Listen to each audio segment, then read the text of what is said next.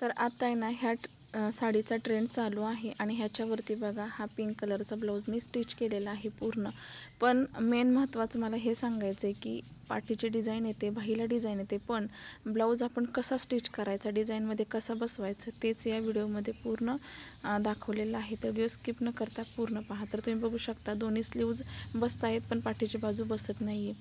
तर काय करायचे, आपण आहे ना पहिल्यांदा स्लीव्ज कट करून घ्यायचे. लॉंग आहे आणि पफ आहे त्यामुळं मग स्लीव्ज कट करून घेतल्यानंतर बॅक साईडला जी डिझाईन आहे ती म्हणजे वर्क आहे ते वर्क राहते, पण आपल्याला आहे ना वर्कच्या नंतर तुम्ही बघू शकता फिटिंगच्या बाजूला थोडासा जोड द्यावा लागतो आहे. तर तिथं आपण ॲडजस्टमेंट करायची, हे महत्त्वाचं. कारण आपण आहे ना बाहीला जोड देऊ नाही शकत आणि पाठीच्या बाजूला देऊ शकतो कारण ते फिटिंगमध्ये जाते.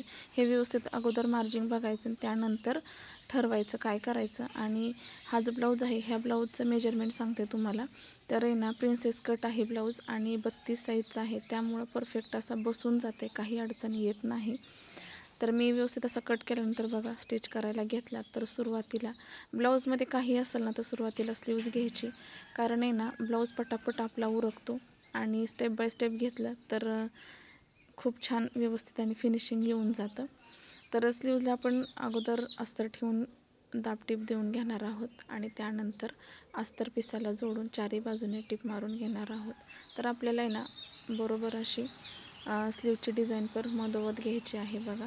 तर माझी ना स्लीव्ज तयार झाली आणि मी वरच्या बाजूला जे पफ आपण करणार आहोत म्हणजे चुन्या छोट्याशा, तर त्यानंतर देणार आहोत. तर आपली बाही तयार झालेली आहे आणि त्यानंतर आपण फ्रंट पार्ट तयार करून घेणार आहोत. तर सुरुवातीला ना पंचकोनी गळा काढलेला म्हणजे कट केलेला आहे, त्यामुळे ना तो अगोदर आपण डायरेक्ट दाबटीप देऊन घ्यायची. त्यानंतर छोटे छोटे कट द्यायचे आणि कट दिल्यानंतर तुम्ही बघू शकता अस्तरच्याच बाजूला टीप मारून घ्यायची अशा प्रकारे आणि त्यानंतर दाबटीप देऊन घ्यायची. आणि दाबटीप दिल्यानंतर पूर्ण अस्तरवरती टीप मारून म्हणजे नाही का जॉईन करून घ्यायचं आहे अशा प्रकारे.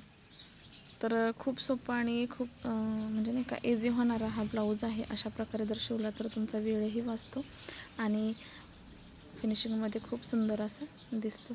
तर आहे ना फ्रंट पार्ट दोन्ही पार्ट जे आहेत ना ते जोडताना आहे ना एक काळजी घ्यायची की जेणेकरून कोणताच पार्ट खेचायचा नाही.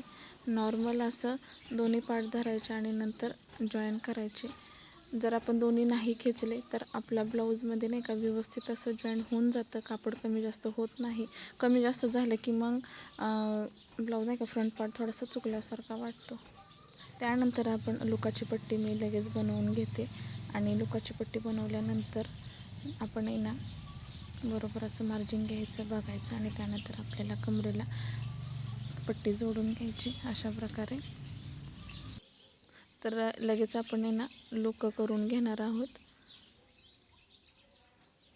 तर छोट्या म्हणजे उंची जर आपली 13.5 असेल तर 5 हुकं म्हणजे नाही का लुकं होऊन जातात आणि जर जास्त उंचीचं असेल तर 6-7 बसतात अशा प्रकारे. तर आता दोन्ही माझे बाजू तयार झालेले आहेत, फ्रंट आणि स्लीव्ज. आता त्यानंतर आपण बॅक साईड तयार करून घेणार आहोत. तर आपल्याला तुम्ही बघू शकता जी पाठीची बाजू आहे त्याला आपल्याला आहे ना जोड द्यायचा आहे. तर आपण ब्लाऊज पिसाचं जे कापड आहे ना त्यातलंच आपण जोड देणार आहोत. डिझाईन असल्यामुळं डिझाईनच्या ज्या पलीकडचा जो पार्ट आहे ना तो आपल्या फिटिंगमध्ये पूर्ण जाणार आहे, त्यामुळं वेगळं काही दिसणार नाही आहे.